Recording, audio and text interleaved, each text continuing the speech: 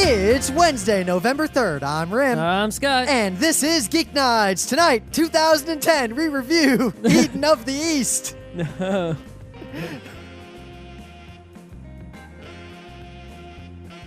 Let's do this. I gotta say the year. We've had like 5 years of Geeknights.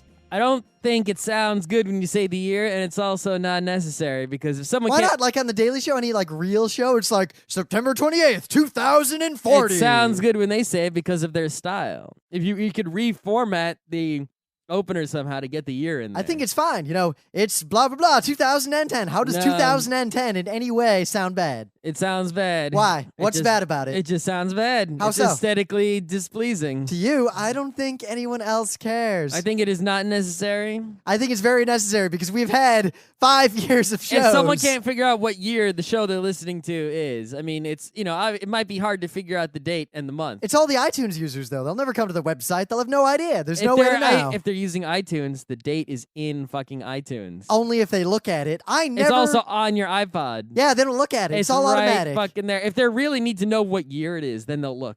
Yeah, mark my words. Someday, like Otakon, like 4 years from now, someone's going to call us and be like, you said you were going to be at Otakon.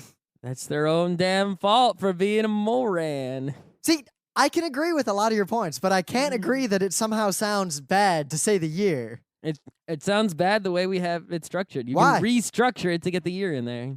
It's, Wednesday, November 3rd, 2010. No, I'm that's no Rim. good. Scott sucks, and this is Geeknights. That's no good. So, I have been watching a bunch of anime lately, and I've been trying to use the more legitimate means of watching anime, which doesn't matter because half the anime I want to watch aren't released in the US The anime anyway. I'm watching right now is Galaxy Railways, which I bought completely legitimately from those incredibly inexpensive DVDs. Yeah, and But I'm... it's apparently this is only the first 20 some odd episodes, and there's actually a lot more that are not on DVD. And I just got my Trigun box set that I paid $30 for, re-released. That's less. That's all. Like, only a little over $1 per episode. That's a good price. Yeah, I think it's definitely worth it for one of the best anime ever. I hope it stands up, because I haven't seen it in about 7 years. I haven't seen it in a long time, but I think saw it'll hold it up many times back then. I think it'll hold up. We'll see. But, so I'm watching that, and I've been watching Eden of the East, which, obviously we're reviewing, but I've been trying to watch a lot of anime through the Anime News Network's kind of hobo Hulu equivalent. Why are you doing that? Why don't you use Crunchyroll? So, Eden of the East was released legitimately. Crunchyroll's not going to have it. Oh, Crunchyroll doesn't have that? No, because it's released legitimately. I Okay. could get it. I mean, there are torrents I could get. So I go to the Anime News Network thing, which links to like the different websites, and they've got a million anime. And you can just watch them subbed. They've got dubs for a lot of the shows. It's not that bad, except the video quality is pretty low. It takes forever to load. The ads don't work at all. That's a good thing. It is a good thing, except that every time it comes to the point where the ad would play, I mean, Crunchyroll's ads works. They're always watching these stupid Skittles ads over and over a again. pop-up appears over the video that you have to close that basically says, trying to load ad. Oh. And then it just immediately plays the rest of the episode. Alrighty. So I can't really complain about that, except the pop-up keeps coming. That's kind of annoying. And Well, imagine an ad every time that pop-up shows up, and how glad you are it's just a pop-up. Eden of the East has a really good opener. It has that Oasis song. Like, it's a solid anime opener. The kind like a Ghost in the Shell openers. Well, I'll watch it every single episode. Like, I'll just watch it every time. I didn't watch it every time, but I watched it enough times. They changed the opener because they couldn't afford to pay Oasis for the rights to the song. How come the Japanese could afford it? I don't know what happened in Japan, but at least in the American release, they changed it to this Japanese song. And how come when the Japanese people pay, how come that doesn't include the rights for showing the show in every country? Because DDR was never even licensed in the U.S. I know, right? It's like, if I make a movie and I pay Rim for a song he made to put in my movie, then I sell that movie in other countries, I shouldn't have to pay again. Yeah, but copyright law is really broken. That's so bullshit. But they made You in know Japan. what's bullshit? They made an opener. Sorry, Hayami sang it. It's really, really stupid, and it makes the show feel like a crappy kind of standard show. Like watching the opener with that music, has such a different vibe that I probably wouldn't have bothered with the show right away had I seen that first. Half the reason I watched Eden of the East was that I watched the Japanese opener, and I was really intrigued. Uh-huh. You know, the abuse of greatness and all that. Isn't this the main bit for our show? Yeah. So why are you wasting it in your news section? Because I'm reviewing this meta stuff that has almost nothing to do with the show. Well, you're reviewing the opener of the show right now. Yeah, and the opener of the show is not on the legal way to watch the goddamn show. So I just pirated Blu-ray rips of Eden of the East. And Much better idea. Yeah, much better idea. There's no broken ad that pops up every few Let's minutes. see. Why are people pirating things? Because legitimate stuff sucks. Oh. It was faster to download the torrent, the Blu-ray HD rip, than it was if I added up all the delays of trying to watch the show on Anime News Network, because it takes forever to load, even on my Fios. I don't know why Crunchyroll doesn't have it. I mean, Crunchyroll has other legitimate things. I know. There's definitely the anime industry. They went legit, right? It's trying something. I mean, this Anime News Network thing even pops up like, watch it legally. Ho-ho. Oh-ho. Yeah. Mm-hmm. So, I don't know. I'm not impressed, but there is a lot of anime there.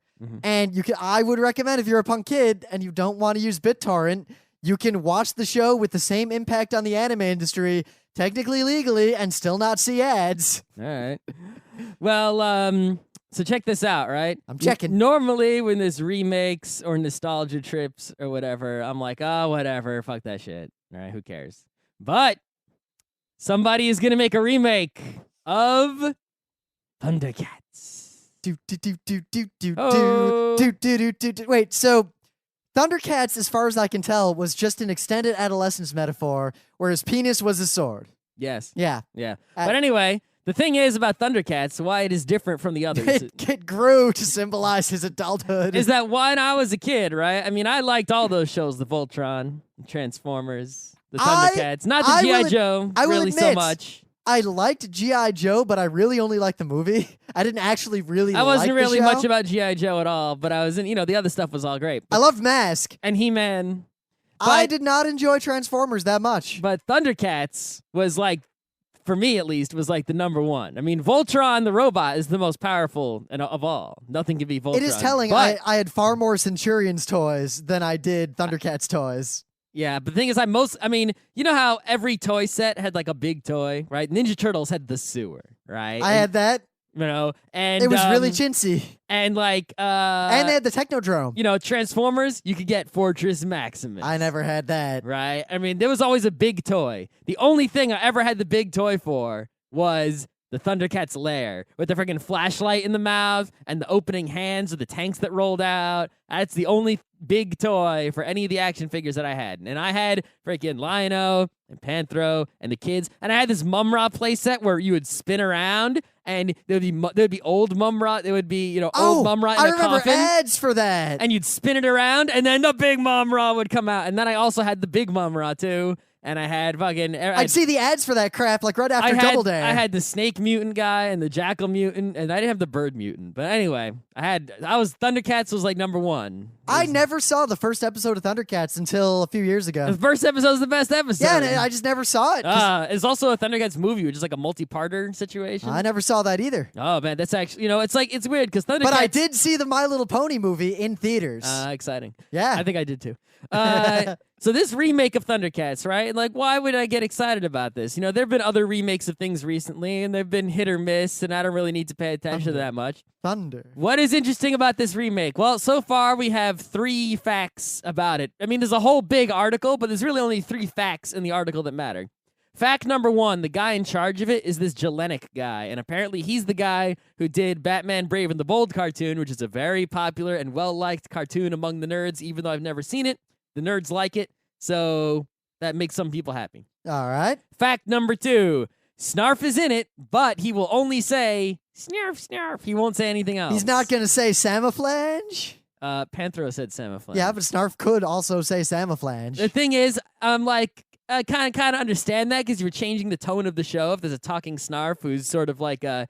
he's not a Jar Jar Binks, right? He's definitely the I don't know about this character. Yeah, he sort of throws it off if you go with the darker theme, which is what it's going for. But I actually don't find Snarf to be annoying. I think he's just fine, Anyway, the third and most important fact is that it is a joint venture between Warner Brothers, who I guess owns Thundercats now, and Studio 4 Degrees C. Oh, shit. Oh, shit. That is like Doom, stamp of platinum. 4C is hot. Hotness. That's hotness, right? All these other remakes did not have, like, you know, like huge, awesome, perfect studio of awesomeness on the list, right? You know? So that would be like, that's basically, it would be equivalently awesome if they said, oh yeah, this is a joint venture between Warner Brothers and Studio Ghibli. It'd be like, oh snap.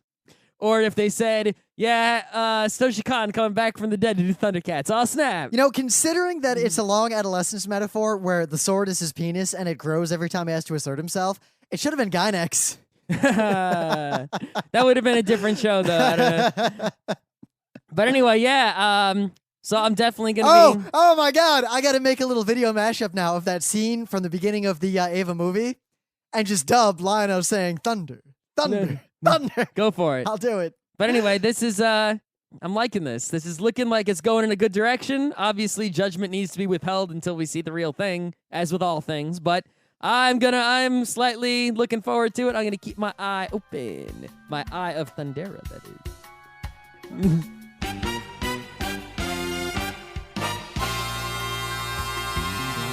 is. So things of the day. I fell into a deep nostalgia trip when I was watching something from the 70s and thought it looked really old, and then suddenly felt the urge to look at things from the 80s and 90s and realize that they look just as old. Alrighty. So I have for you 2 TV shows that I watched and enjoyed as a kid. Alrighty. And it saddens me. I was just talking about Thundercats. Is it Thundercats? Nah, as much as this saddens me, there's a YouTube comment on the first one that says, quote, better than the stuff on G4.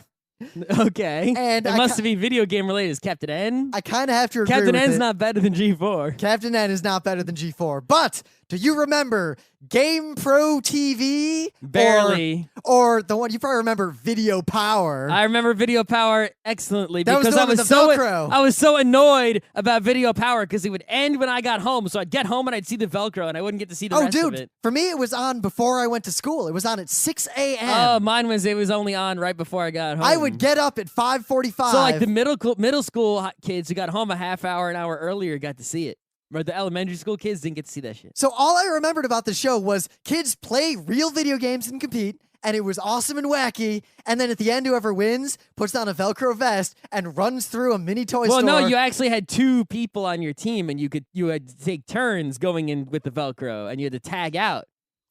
All that I how it remember is that you would Velcro games to your chest, and if games. if you made it out before the timer went off, you got to keep all those games. And if you found the secret game, you won a special prize like a Neo Geo. Yeah. Holy shit, a Neo Geo. Holy shit. And I mean, think about, you're a kid, getting one video game is like, oh. I got one Nintendo game like a month, if that. I got a lot less than that, like one every few months. So you get a video game that's like, oh my God, I got a video game. And you're watching these kids on TV if they win this game. And they're just like, video game every second. They're going down the shelf being like, game. And how do they get these games? By being good at the games I was already good at. You just Velcro them to their bodies, this Velcro suit, and then they have to just leave. And it's like shoplifting Toys R Us with no consequences. It was like, oh my God. This is the remember that greatest. old contest with Toys R Us?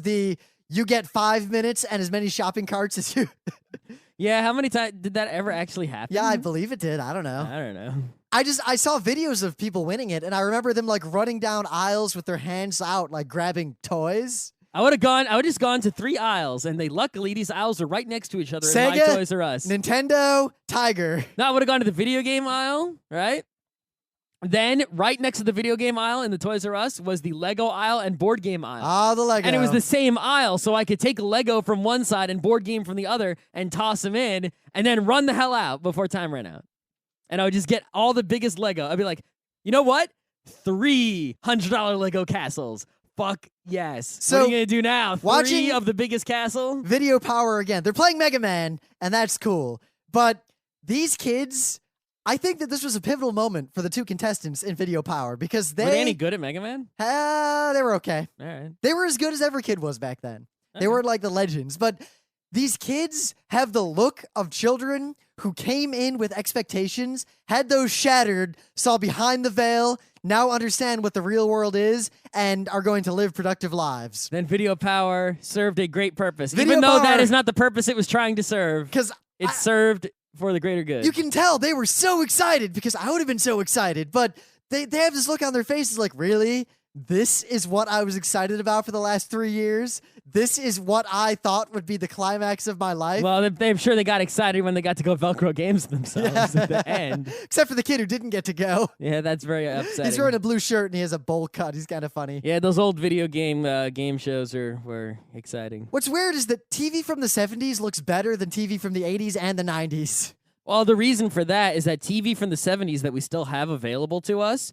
we actually have the masters from the studios, but TV from the 80s that we still have available to us was mostly VHS and Betamax recordings. Yep. So it actually looked better on the television when you were watching it, even though the technology was largely the same, because it was still mostly over-the-air broadcast color TV with no higher resolution or anything, even though the tubes improved in the 80s. Right? The signal really wasn't any different or better or anything like that. I guess just You know, what the amazes cameras me also improved at the studios. more than anything is that this old crap is terrible, but the faux glamour that they were trying to convey now actually exists and is called the Penny Arcade Expo. All right. Anyway, that was a lot, but I don't know. I very much enjoyed watching these and also did not enjoy watching these. All right. So, today is an important day because something is being released. And no, it is not the Kinect, which is also being released at midnight tonight. Yeah. It is a new album from Machine Supremacy, and I like to pronounce the name of their band Machina Supremacy because that's how it's spelled, even though technically it's Machine Supremacy. And this is important because... What are you doing? Nothing. All right. This is very important because they only release like one album every couple years. And because they are like, you might as well call them Geeknights the band, all right? They are in a genre of music known as, quote, SID metal, because the SID is the chip, that was the audio chip from the Commodore 64. One of the few things I want to make happen at PAX that doesn't already happen is to have them do a concert. Absolutely. I would do right? almost anything to make that happen. And basically, they started as a Commodore 64 cover band, doing, Commodore remixes of Commodore 64 songs, and... Now they're a metal band that incorporates the unique sound of the Commodore 64 into their music. And they have a new album that just came out called A View from the End of the World, which is also the title of the first song, all right? But I want to prove to you that they are Geeknights the band, right? And I don't know if they listen to Geeknights or what the hell, but here are the lyrics to the second song on the album, which is called Force Feedback. You ready for these lyrics, Rim? I'm ready. All right, this might as well have been written by Geeknights. Are you ready for this? Okay. Take a look across this vast, uncharted battlefield. I'm not going to sing, by the way. Come on! You still don't know your enemy. A bunch of pissed-off freaks with infinite mad skills and a newfound taste for blood. We made this life. You have no place here, no right. This is the world you're in, and this is where ours begins. A borderless nation of thoughts to replace your walled-in existence in space. Sure, you already know that your age was long ago. We augment reality online, and you hail from ancient times. We are like sleeper cells, we hide in plain sight. If you can't see, you cannot fight. This is a war between our culture and your laws, with millions born into the cause. Now we're taking it back. You don't believe me? Force feedback. I don't think you understand. These are our shores and our land. You are a stranger here, and we won't be idle as you interfere. Wow, that could almost be the anthem of 4chan. Now, there's like two other songs on this album that are basically Geeknights the album, but Geeknights theme song. But to further drive this home, I want to give you some of the titles to these songs. Right? So All right. track 5 is Nova Prospect. Half-Life 2. Okay. Track 6 is World of Light, which is like, okay, World of Light, whatever. But track 7 is Shinigami. Okay, so you put those. So far we've got video games, we've got Commodore 64, we've got internets, we've got Force Feedback, we've got Half-Life 2, we've got Death Note, his Crouching Tiger, Hidden Sniper. Okay. All right, so there you have it. Machina Supremacy has a new album. It's amazing. That was It's the same as- surprisingly low energy. I guess it's hard for us to Even when I'm excited about Put something, some music in the show. we don't get yeah, but then we'll have this awesome music playing in the background, and we'll be like, yeah, it's coming. You don't have it's to play it pretty in the cool. background. Just play it like now. Okay. Okay, You're done. I don't know if you played it or not. We'll find out. So, before we get to the main event, we should talk about the meta moment, because we are going to be at MagFest. We are going to be likely at Anime Boston. We are going to be at PAX East and PAX West. And the book club book is still Max Brooks' World War Z. Stupid fucking zombies. I'm sick of this shit. All right. Any other things? Of course, just as zombies are getting so played out, Walking Dead's got his TV show now, and zombies are like having this mainstream. Yeah, I'm probably gonna watch that when I go home. I was gonna watch it, but I got a game night tonight at Muse. Yeah. There is I don't know, any other nerdy action going on? No, nothing. There might be some Geek Nights delays in a few weeks because it's gonna be Thanksgiving in the U.S. We're gonna be eating turkeys and shit, which means you can't really podcast when you're full of turkey. You could be sleeping, and it's not because of whatever chemical that's tryptophan. That's bullshit. It doesn't make you go to sleep. So Eden of the East, Higashi no Eden, is pretty much the newest anime I've watched almost all the way through in a long time. Other than, stuff from the 90s. Yeah, I watched the first episode of the show a long ways back, like maybe a year ago. I think we all did. I think we watched it together. Yeah, we did. And I was like, oh, that's a really interesting and unique premise. I'm interested. And then I didn't finish watching it. I just stopped. And then recently I went back to it and I finished the whole thing. Yep. So the plot of Eden of the East, not to spoil anything, this is all pretty much first episode, second episode stuff. Just so you know what you're getting into. It's the kind of show that you can sell to someone just by explaining the present. Just explaining the premise. The premise. Girl from Japan is in America, standing in front of the White House. Out of nowhere comes a naked dude with a cell phone, a gun, and amnesia. Whoa! And that's pretty much the plot. Why is that guy naked? What's with the cell phone? Why do you have a gun? Yeah, the girl's just like a normal Japanese tourist girl. She's not like... I'd argue that she's desperately cute and not like the main girl characters in a lot of other anime. Cause she's I mean, she's not stupid in moe, right? Like, oh, save me. She's like a normal person who can take care of herself, right? But she's also not she's not crazy or weird or anything. She's intelligent and just a smart, normal person. And the only reason that she's there alone is because she was on like a trip with her school, like a graduation trip or something. And she decided that she was gonna they went to New York, I think, and she decided to take a side trip to DC because she thought that the White House is like the center of the world, and she wanted to see the center of the world. She had like a thing about it. So she's like, while I'm here, I'm gonna go check it out and then go back on my own. So she did. So what it's really about, which is also not a spoiler because you get this pretty much right away. Dude has a cell phone that has 8.2 billion yen, which is like $100 million, which actually isn't that much money. I'll take it. And he has to spend it all, and he'll die when he spends it all, and he'll die if he doesn't spend it all, and he has to save Japan with it. Well, and it's basically the phone. He can call up on the phone and get anything he wants. Because he is, in fact, a Salasao. And we'll skip all the kind of details. He can call anything on the phone. He could just be like, kill so-and-so. And then suddenly something will happen that will result in that person There's a great point where he's tested it out, and he calls the phone. He's like, he basically says, yeah, I'd love the prime minister to say uncle. And there's this live conference, and the prime minister gets a whisper He's watching in his ear. Japanese C-SPAN, and then the he's prime minister like, says uncle. And it's like, what? And it totally worked. And it's this huge kind of spy conspiracy technology. Half of it's about Google goggles, and it goes in a lot of directions you really wouldn't have expected from the first episode. Yeah, it's weird. It's like the first episode was so great, and I just wanted it to go basically like what I wanted was to take the premise of the first episode and attack it straight on, full force. But it sort of diverges and gets into these other side tangents, and it's sort of like it'll break. There's all sorts of stuff going on, and which thing is the primary thing sort of changes. Like it goes down these branches along the way and gets away from the main thing of what the hell with the Salasao shit, right? And naked guy who lost all his memories showing up. It doesn't stick with that. I mean, there's just something about that. Naked dude with a gun, a cell phone, and amnesia. And you throw that in the first 5 minutes of the first episode of a show with no backstory at all. That's awesome. It is. But they sort of get away from it a little bit, He's not naked much longer, though Johnny's come up a lot.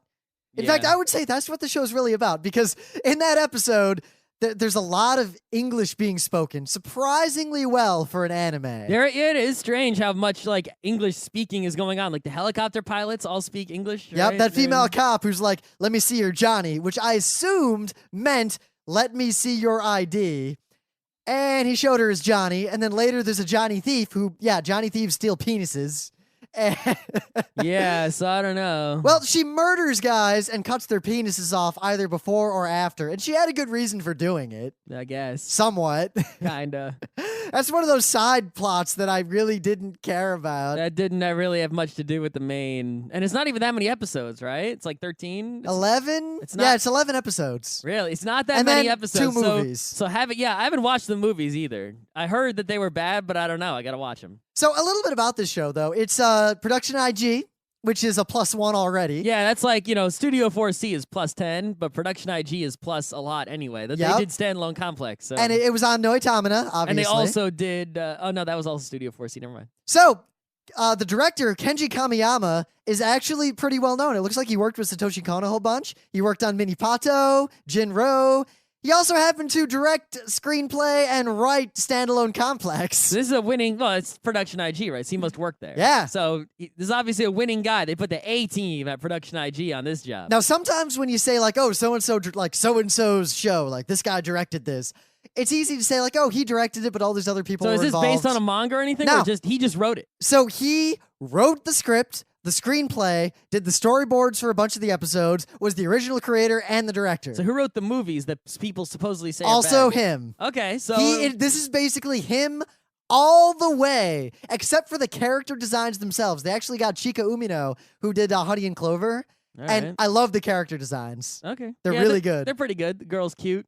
Well, the characters are distinct. You can tell them apart. Well, Saki, the main character, the girl who meets the naked guy with the cell phone gun and amnesia, is really cute with like kind of this big cheeks and a wide face with like a wide, thin smile. And all the characters do this thing, which, I haven't really read much of Onion and Clover, but Emily's read a lot, where they'll like put their hands up in an X and like make a funny face whenever anything scary happens. Oh, yeah, that's a classic thing, yeah. That's basically the closest to super deformed or anime BS that the show gets to. It's really cute, though.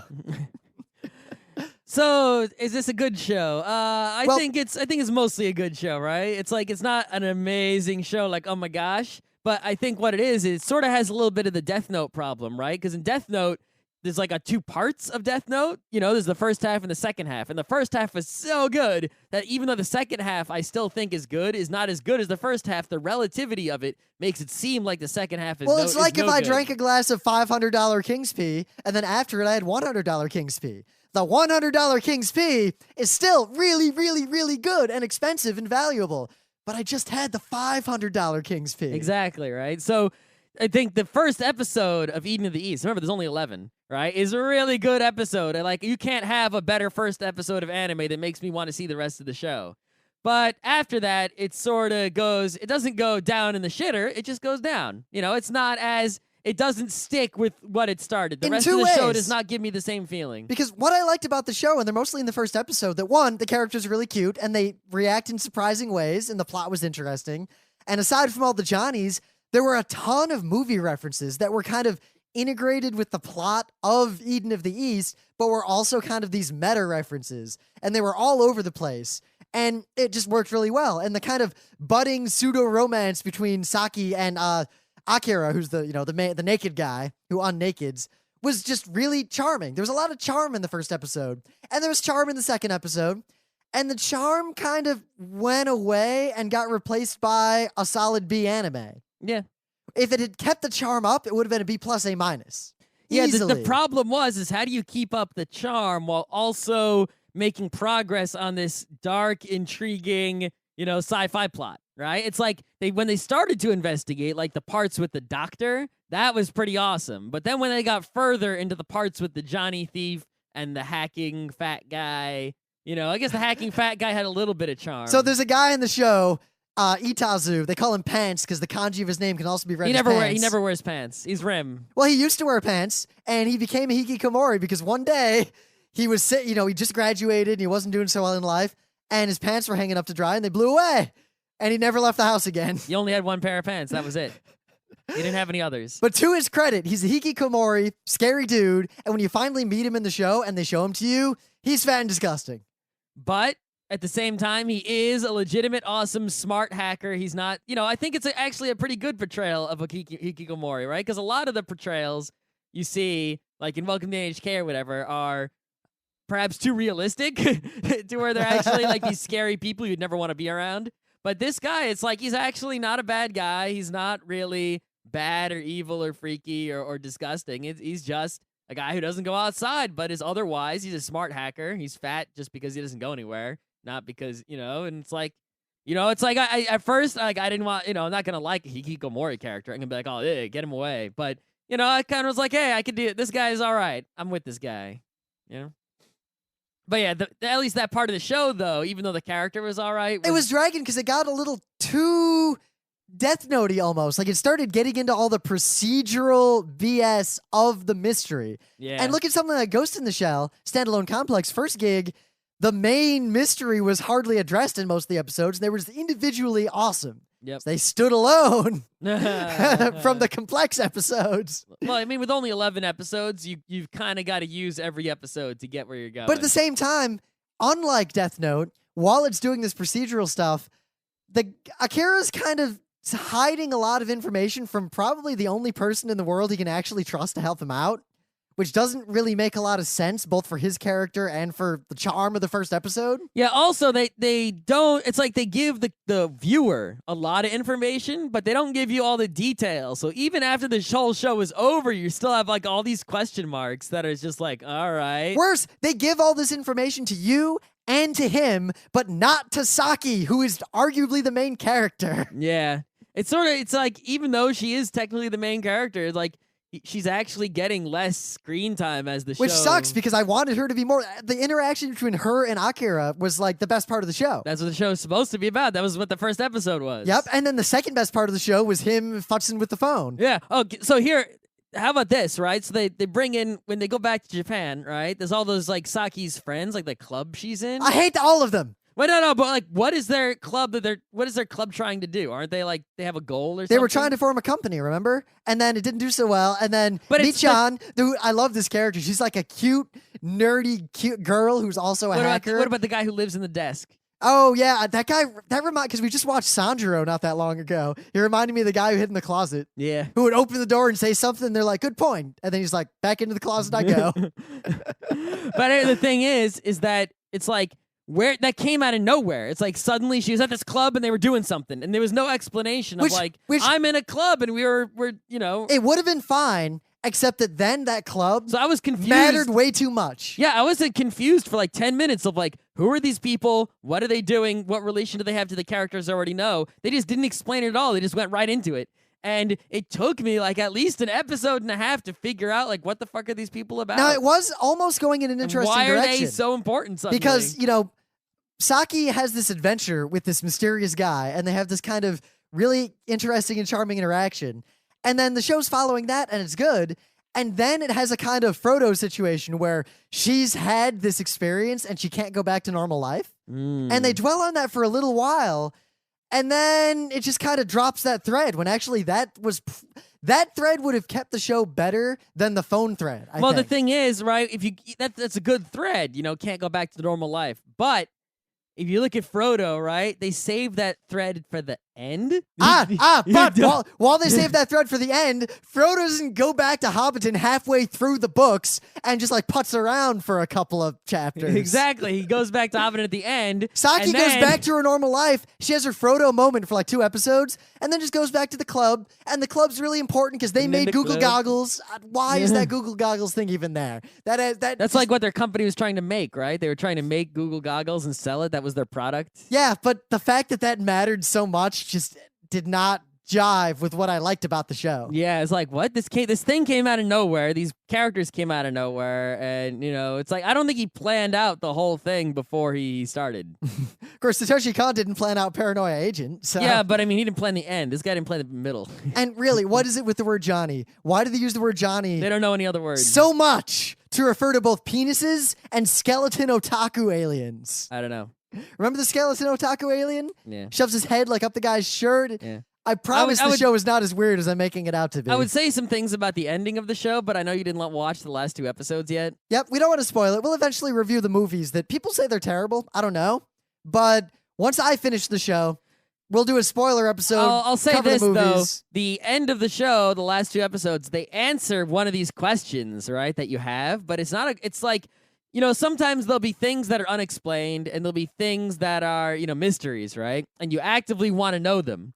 And they don't answer all of them. And in fact, they answer one that was a mystery. It was an unknown, but you weren't even asking it or thinking about it, but they answer it. And that's the big reveal. And it's like, oh, come on. Why did you give me something I cared about? Like, who is the supporter or something like that? Did they tell you who Mr. Altasado is? That's a question that you're asking. So then it's not something to answer. If it's something you're actively questioning. Do Saki and Akira get together? If it's something that you're actively questioning, like, I really want to know this, then they don't answer it. But if it's something that they're going to be like, the cell phones were powered by nuclear power. That's why the battery was infinite. You know how there's things you don't know, and there's things you don't know?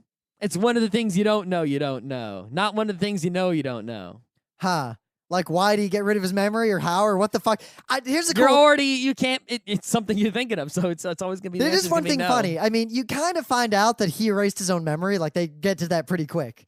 And then the question that 2 episodes before the end has not been answered yet is, what was his plan? He erased his own memory and left himself on purpose naked with a gun and a cell phone in front of the White House. And somehow that was supposed to further his plan. Yeah. How does that get answered? I don't know.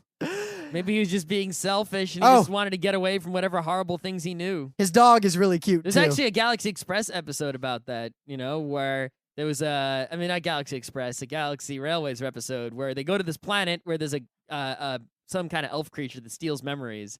So it's like, this lady who's like, oh, please steal my memories. They're so horrible. And the other people are like, I don't want you to lose any memories, no matter how horrible they are. They're mine, and that kind of message. There's an Aeon Flux episode about that, too. It's actually a really good episode. Very interesting. Yeah. All right. So, all in all, the show is like a solid B show. Like, I'm enjoying it about as much as I enjoyed, like, Scrap Princess, let's say. Yeah, if you need a new anime to watch, why not? Go for it. Pros, I mean, the characters are really cute and really good. The first 2 episodes are just incredibly charming. Just don't be disappointed too much when that awesome, like, charming interaction with the characters and the cute dog with the wings just kind of takes the back burner to this club and Osigi and all these other characters you really don't care about. Mm-hmm. And then the plot gets kind of Death Note-y, but not in a good way. He doesn't just call Juiz to fight. He does things that spend his money to solve problems when there were probably much better ways to go about that. Yeah. He makes a lot of really dumb mistakes. Yeah. And the show kind of protects him from that. I would have almost rather seen a show where it was like, what would happen if you got the telephone, as opposed to the Death Note, right? Just do the same exact thing, only the telephone instead. That's a fanfic someone should make. Oh, fuck.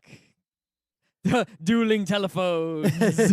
I now have 2 phones. Daddy, 2 phones. I'll make a fake phone. It looks like the phone, but isn't the phone, So back to the opener, though. I really like the opener, partly because it's a good, like, it really is telling you what the plot is, the whole noblesse oblige thing. Noblesse it fits the plot really well. Kind of like how the Gundam Seed opener told you the entire plot if you paid attention. Oh, the Gundam Seed openers are the best. Yeah, they were. And this gave me the same feel in terms of it was relevant and independently good. Mm-hmm. And there's that one quote that really stands out. What the abuse of greatness is when it disjoins remorse from power. Mm-hmm. In the in the opener. All right. You don't remember that? Not really. It kind of is really important. Anyway, never mind. Good show. I was also not paying attention. It's a good show. All right.